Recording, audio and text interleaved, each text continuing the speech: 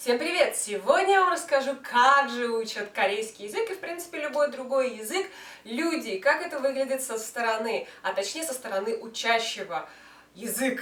Потому что есть определенные вещи, которые многие на самом деле не знают, ну потому что, ну что, тебе слабо, что ли? Да, когда вы изучаете на территории непосредственно язык, то запал будет нереальный. Вы будете чувствовать себя Гераклом, всегда готовым. И фраза учителя «Мурнинго мак хагу наджуне мурабофемен туэю» вам покажется вначале кошмаром, потому что вы не будете понимать половины, а потом вас будут просто отсылать на словарик, потому что ну вы уже умеете пользоваться словариком. Да, чего нельзя сделать относительно своих друзей, о чем попозже. И получается, что в начале, когда вам, в общем-то, подчеркивать нечего, то в середине у вас исчеркано просто все. Потому что вы нифига не знаете. И чем глубже в лес, тем больше дров. И вам будет все больше и больше казаться, что вы не знаете язык. Хотя, поверьте мне, вы его знаете. Теперь как все думают, что ты учишь язык? Ну, в принципе, да, по первости, ты часто сидишь над учебниками, ты корпишь, у тебя есть запал, ты действительно зубришь и пытаешься понять, пользуясь всеми доступными тебе, в общем-то, предметами.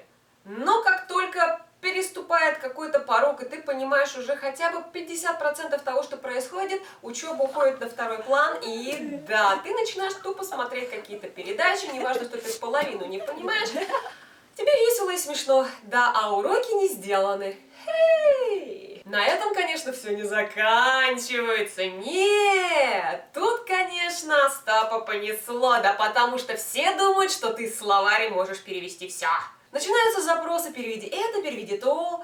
Ну что, тебе жалко? Ну что, тебе слабо? Ты же учишь корейский язык, ладно тебе. Слышь, Чё? где это написано? Хочешь тебя увидеть. А если я тоже хочу увидеть? Ну ты не знаешь корейского. Ну ты же мне напишешь ответ. А переведи вот это. Чё? А это что за слово? Откуда я знаю? Побыв немного словариком, вы, конечно, начнете отказывать своим дорогим друзьям или знакомым. Просто будут реально появляться все, так что привыкните к тому, что у вас явно где-то на лбу написано, что вы словарь как минимум корейского языка, и вы знаете все. Идем дальше. Когда вы, наконец, просите носителя языка помочь вам в изучении корейского, и происходит такая ситуация, что как-то неправильно они вас понимают. 저는 한국어 공부하니까 한국어 써주세요. Okay, I will help you. 왜 연어 쓰세요? И не дай боже, они узнают о том, что ты смотришь аниме без субтитров и, в принципе, понимаешь хотя бы, что там происходит. Тут начинаются приколы. Они зовут японца, чтобы тот начал со мной разговаривать, либо спрашивают его, чтобы меня спросили. И, в общем, получается вот такая вот фигня. 日本語がわかりますか？はい、わかりますけど。マジではい、本当にわかりますか？はい、ほんとほんとです。本当本当ほんとほんとほんとです。この女は全部わかったバカなこら！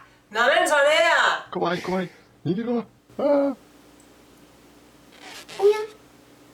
Но самое смешное это, когда замечательный учитель вам советует смотреть много драмы, прям вот захлебываетесь, и чтобы прям хорошенько пошел язык, а тебя не вставляет, потому что уже, ну, как-то предсказуемо все. И на вопрос, что ты сегодня смотрела, ответ: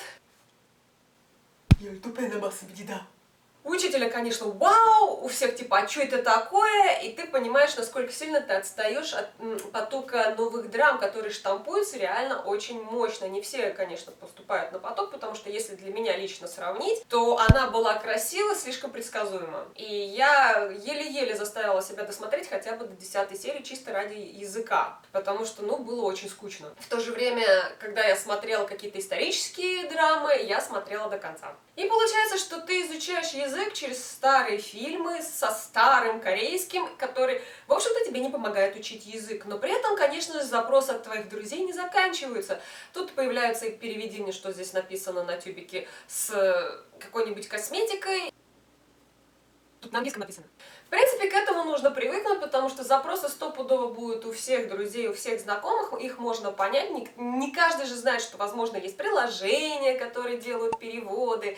Да, но такие тоже есть. Где-то они есть и на Android, где-то есть только на iPhone.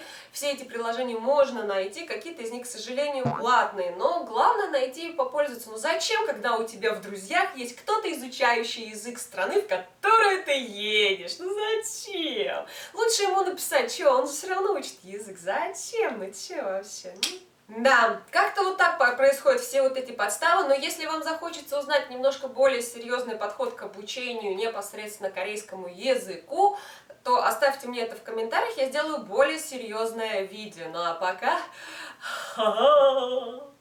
Пока-пока. Канзи わかりません。読みません。